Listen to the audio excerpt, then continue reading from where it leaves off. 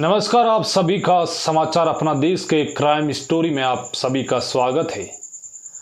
आज एक ऐसी क्राइम स्टोरी जिसमें एक हाथ और एक पैर कटा हुआ सूटकेस में मिलता है और उसके बाद जो है पुलिस ये पता करती है कि ये हाथ और पैर किसके हैं और किस तरह से जो है एक व्यक्ति की जो है हत्या की गई। इस लाश के जो टुकड़े मिले हैं हाथ और पैर, उसकी पूरी कहानी आपको समाचार अपना देश पर मैं सुनाने जा रहा हूं। तो आप सभी का स्वागत है। आप पूरी कहानी देखिए इस वक्त समाचार अपना देश पर। ये जुर्म की कहानी है क्राइम स्टोरी में। आपको बता दूं कि जो बम्बई है, बम्बई शहर, उसमें जो बीच है माहिम बीच, वहाँ पर 2 दिसंबर को लोग जो है सुबह सुबह घूम रहे थे माहिम बीच के जो फुटपाथ है वहाँ पर। तभी अचानक एक सूटकेस उन्हें दिखाई देता है। उस सूटकेस को बाहर निकाला जाता है। तटरक्षकों को, जो तटरक्षक पुलिस है, उनको बताया जाता है। वो देखते हैं उस सूटकेस के अंदर तो एक हाथ और एक पैर मिलते हैं। वहीं सूटकेस के अंदर एक शर्ट और एक लाल स्वेटर और एक पैंट मिलती है। उसके अलावा कुछ नहीं मिलता है। बम्बई पुलिस को सूचना दी जाती है। बम्बई पुलिस आती है, उस सूटकेस को अपने कब्जे में लेती है। सूटकेस को कब्जे में लेने के बाद जो है पुलिस जांच करती है, तहकीकात करती है, लेकिन पुलिस को कोई सुराग नहीं मिलता है। पुलिस जो है इस मामले की जो पुलिस, बम्बई पुलिस, फिर उस माहिम बीच पर जो मछुआरे हैं उनको भी उस माहिम बीच में उतारते हैं। वहाँ देखते हैं, ढूंढवाते हैं कि कोई और भी सबूत मिल जाए, डेड बॉडी मिल जाए, लेकिन नहीं मिली। तभी जो है बम्बई पुलिस को लगता है कि अब जो है ये जांच क्राइम ब्रांच को दे देनी चाहिए। तो बम्बई क्राइम ब्रांच को जो है इस सूटकेस में मिले मानव अंगों की जांच दे दी गई। अब क्राइम ब्रांच जो है जाती है जहां पर ये सबूत, जो ये मानव अंग मिले थे माहिम बीच, वहां जाते हैं, तलाश करते हैं, देखते हैं, लेकिन उन्हें भी कुछ हाथ नहीं लगता है। उनके हाथ तभी तक खाली रहते हैं। क्राइम ब्रांच वापस जाती है उस अस्पताल में जो वो रखे हुए रहते हैं, सूटकेस को जो है देखती है। वो ड्रेस, एक लाल शर्ट, एक जो पैंट और एक टी शर्ट, ये तीन, एक शर्ट था। अब बारीकी से जो है जांच करते हैं। तभी उन्हें दिखता है कि एक शर्ट पर एक टैग लगा हुआ है। उस टैग पर जो नाम लिखा हुआ है वो ये था कि एल्मो मेंस वियर का टेलर का जो है टैग लगा हुआ था। अब क्राइम ब्रांच को सिर्फ इतना ही मिलता है, ये नाम, और क्राइम ब्रांच जो है इस नाम, एड्रेस के जो है पते पर पहुंचना चाहती है। वो सर्च करती है, देखती है, लोगों से पूछती है। तभी उन्हें जो है पता मिलता है कि ये एक टेलर की दुकान है और ये बम्बई के कुर्ला पश्चिम में जो बेलगामी रोड है वहाँ पर स्थित है। उस रोड पर ये टेलर की दुकान। वहाँ पहुँचती है क्राइम ब्रांच और उस टेलर से पूछती है कि ये शर्ट है जो आपकी दुकान से सिलाया गया है। तो टेलर बताता है कि हाँ, ये जो टैग लगा हुआ है ये शर्ट मेरी दुकान से है जो सिला गया है। तो क्राइम ब्रांच पूछती है कि ये शर्ट कौन आया था सिलवाने के लिए। अब काफ़ी बड़ा जो है बम्बई, और वहाँ पर जो इतनी बड़ी दुकान में लोग आते रहते हैं, दिन भर अपने ड्रेस से सिलवाते रहते हैं उससे। लेकिन उस टेलर का एक अच्छा काम यह था कि वो कोई भी जब शर्ट सिलवाने या ड्रेस बनवाने आता तो उसका जो है कपड़ा, छोटा सा जो कपड़ा कलर होता है वो काट के और एक बिल पर लगा के वो रख देता था। वो ढूंढता है, बिल देखता है तो उसे मिल जाता है, वो इस शर्ट का कपड़ा मिल जाता है, मैच करवाता है। और जो है पते पर जो उसका बिल बनाया हुआ था उसका नाम था बेनेटो रिबेलो जो शर्ट था वो था बेनेलो रिबोटो नाम का, बेनेट रिबोलो, सॉरी नाम थोड़ा मिस्टेक हो गया। बेनेट रिबोलो नामक व्यक्ति का जो है वो शर्ट था। अब उसका जो है पता और नंबर, मोबाइल नंबर कुछ भी नहीं लिखे हुए थे। अब पुलिस को जो है ये तो पता चल गया कि ये बेनेट रिबोलो नामक व्यक्ति का शर्ट है। इतना क्राइम ब्रांच के पास एक छोटा सा सुराग लगा। अब क्राइम ब्रांच जो है इंटरनेट के माध्यम से ये सर्च करती है कि बेनेट रिबोलो नाम की जो है आईडी, सोशल मीडिया का सारा लिया जाता है। और सोशल मीडिया के माध्यम से एक छोटा सा फेसबुक के माध्यम से सुराग और मिलता है। बेनेट रिबोलो नाम की जो है सोशल मीडिया फेसबुक पर जो है दर्जन भर अकाउंट थे, उनमें सर्च करते हैं, देखते हैं कहीं पोस्ट हैं। तभी उन्हें एक बेनेट रिबोलो नामक एक प्रोफाइल थी, उसमें 50 के आसपास जब तस्वीरें देखी गई तो उसमें ये शर्ट नज़र आया। शर्ट के साथ साथ एक वो लाल स्वेटर वो भी नज़र आया। वो स्वेटर नज़र आने के बाद उस पर देखा गया कि वहाँ पर एक बेनेट रिबोलो के द्वारा एक आई कार्ड भी डाला हुआ था, जो एक किसी पार्टी विशेष का कार्यकर्ता को वो दर्शा रहा था, बता रहा था, और उस पर उसका एड्रेस और मोबाइल नंबर मिल गए। अब पुलिस जो है उस मोबाइल नंबर पर जो है कॉल करती है, लेकिन वो बंद आ रहे थे। अब पुलिस क्राइम ब्रांच जो है उस एड्रेस पर पहुंचती है। वो एड्रेस जो है सांताक्रूज ईस्ट के मेलिना विलेज जो है ये एड्रेस था बेनेट रिबोलो का। वहाँ पर पहुँचते हैं। सांताक्रूज ईस्ट मेलिना विलेज, ये उस एड्रेस पर जब क्राइम ब्रांच पहुँचती है तो देखती है कि दरवाज़ा बंद है घर का और ताला लगा हुआ है। वो उस फोटो को जो है लोगों को दिखाते हैं तो लोग जो आसपास रहते हैं वो बता रहे थे कि बेनेट रिबोलो काफ़ी दिनों पर जो है घर से गायब हैं और उनकी एक बेटी है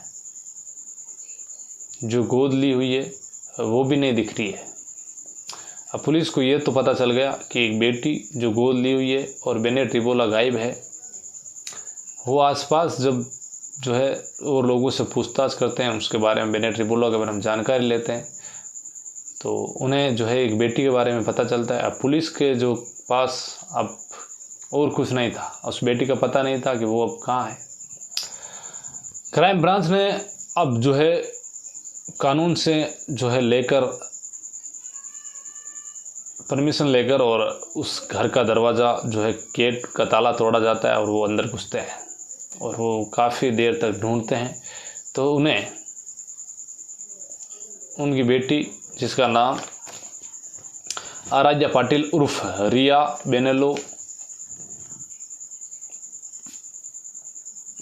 बेनेट बेनेलो नाम था, उस रिया नाम लड़की थी जिसका गोद ली, वो बेनेलो की लड़की थी,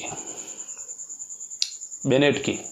अब बेनेट के बारे में उसने लिखा था, एक उसकी नोटबुक मिली थी, उसमें लिखा था कि dad I am sorry, really sorry, god sorry, dad sorry for I am a bad girl.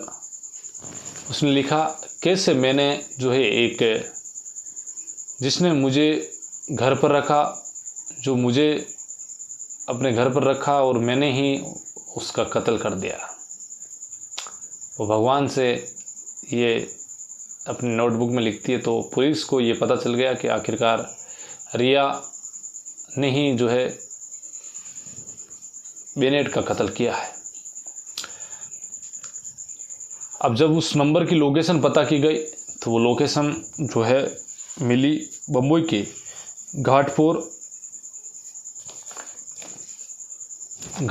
Bombay के घाटपुर इलाके, जहाँ रिया रहती थी, वहाँ पहुँच गई पुलिस।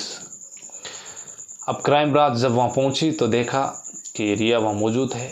रिया से पूछा गया कि आपके जो पिता है बेनेटो, वो कहाँ है बेनेट।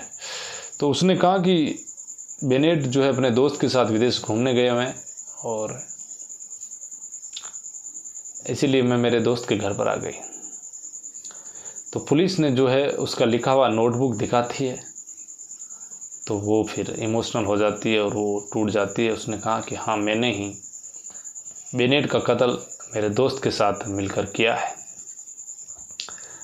पुलिस को जो उसने पूरी घटना बताई कि बेनेट जो है मुझे लेकर आया था। मैं जो एक सड़क पर ही रहती थी जहाँ पर मैं अपने माता पिता के साथ, बेनेट वहाँ आए। उन्होंने एक विशेष जो है कानूनी कार्रवाई के माध्यम से मुझे जो गोद लिया, मेरी पढ़ाई का खर्चा और मुझे खाना पीना सब उसने एक बेटी की तरह गोद लिया।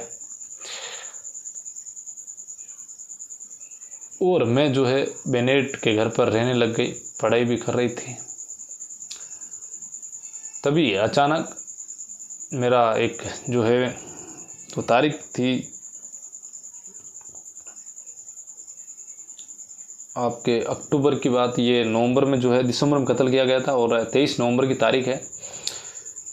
तो उस हिसाब से मैं 4 महीने पहले हिसाब से बता रही थी वो रिया कि मैं सिद्धिविनायक मंदिर गई थी। तो वहाँ पर मेरा एक दोस्त था, दोस्त बन गया एक लड़का जिसकी उम्र 16 साल थी। हम दोनों बातें करने लगे, हमें एक दूसरे से प्यार हो गया। और मेरे दोस्त को मैंने बताया कि मेरे पिता जो है मुझे सेक्सुअली हैरेसमेंट से रूप से जो है मेरा यौन शोषण कर रहे हैं। तभी मेरे दोस्त को जो है बहुत ज़्यादा गुस्सा आ गया और उसने कहा कि आप एक काम करते हैं, बेनेट को जो है रास्ते से हटा देते हैं और जो तेरी प्रॉपर्टी है, ये बेनेट खत्म हो, ये प्रॉपर्टी भी तुम्हारे नाम हो जाएगी, पूरी की पूरी प्रॉपर्टी। और जिस तरह से ये परेशान कर रहा है, इससे अच्छा है कि इसका मर्डर कर दो। तो हमने 23 नवंबर 2019 को जो है प्लानिंग बनाई मर्डर करने की, लेकिन उस दिन तो हमने मर्डर नहीं किया। लेकिन 26 नवंबर को जो है मेरा दोस्त पहले घर पर आ गया और बेनेट जो बाहर गया हुआ था, एक म्यूजिशियन जो है म्यूजिक टीचर था, ये तो जो है गाने वाने सिखाता था, बच्चों को प्रैक्टिस करवाता था। तो उसके बाद जैसे ही ये घर आया तो मैंने कहा कि तुमने जो मेरे साथ ये गद्दारी की है, एक बेटी का फ़र्ज़ नहीं निभाया, तूने बाप का फ़र्ज़ नहीं निभाया और तूने जो मेरे साथ गलत किया है। तो और मैंने एक थप्पड़ मारा। उसके बाद में जो है उसने मेरे दोस्त को देख लिया और वो गिटार लेकर उसको मारने चला। उससे पहले ही मैंने जो है उसके पीछे एक डंडे से मारी और वो गिर गया। उसके बाद हमने उसको इतना पीटा कि वो बेहोश की हालत में हो गया। फिर हम उसको किचन में लेकर गए बेनेट को। वहाँ पर जो है मच्छर मारने की जो दवा आती है वो हमने उसके मुंह में डाली, फिर चाकू से उसका कत्ल कर दिया। फिर हमने ले जाके उनको जो है बेनेट को एक जो उनका घर में बना हुआ टॉयलेट था उसमें उसकी डेड बॉडी रख दिया कि पूरी रात जो है खून निकलता रहे और खून सूख जाए, खून ना बचे। उसके बाद दूसरे दिन 27 नवंबर को मार्केट में जाकर 4 बड़े बड़े चाकू लाकर और जो है उसकी लाश के टुकड़े किए। और जब लाश नहीं, जो उसकी टुकड़े नहीं हो पा रहे तो हमने गर्म कर कर के उसकी डेड बॉडी को काटा, हथौड़ों से उसकी हड्डियां को तोड़ा। फिर मार्केट में जाकर एक सूटकेस लाए और 2 पॉलीथीन के बैग लाए। उसके बाद जो है उसकी डेड बॉडी को, उसके एक हाथ और एक पैर को तो डाला इस सूटकेस के अंदर। फिर जो है उस हाथ और पैर में जो खून आ रहा था, इसी को सोखने के लिए जो बेनेट की एक पैंट और एक शर्ट और एक जो उसकी स्वेटर थी लाल कलर की, वो तीनों ही हमने डाल के अंदर उसको अच्छी तरीके से पैक कर दिया। फिर उसकी बाकी के बचे हुए पार्ट्स को अलग अलग पॉलीथीन में पैक करके और पास में ही एक मिट्टी नाम से एक नदी है, मिट्टी नाम की, उस नदी में जाकर डाल दिए। सारे जो बॉडी के अंग थे, वो सूटकेस भी उसमें डाल दिया। लेकिन जो सूटकेस था वो तेज़ हवाओं की वजह से जो अरब सागर में चला गया। उसके बाद धीरे धीरे जो है 2 दिसंबर को जो है माही बीच तक पहुंच गया और ये फिर लोगों को मिला। उसके बाद में पुलिस ने एक बात कही कि यदि इस सूटकेस के अंदर वो लाल स्वेटर और वो शर्ट नहीं होता तो ये कभी भी इस जो है हत्या का, इस मर्डर का कभी भी खुलासा नहीं हो पाता था। तो कहते हैं कि कितना ही शातिर क्यों ना हो गुनहगार, आखिरकार वो पकड़ा जाता है एक ना एक दिन। तो जुर्म की दुनिया से बचने के लिए आप जितना हो सके अपने आप को सावधान रखें। गुनाह होते देखना भी बड़ा गुनाह है, और जुर्म करना भी जो है बड़ा जुर्म है आपके भी। तो ऐसी कहानियों के लिए आप देखते रहिए समाचार अपना देश।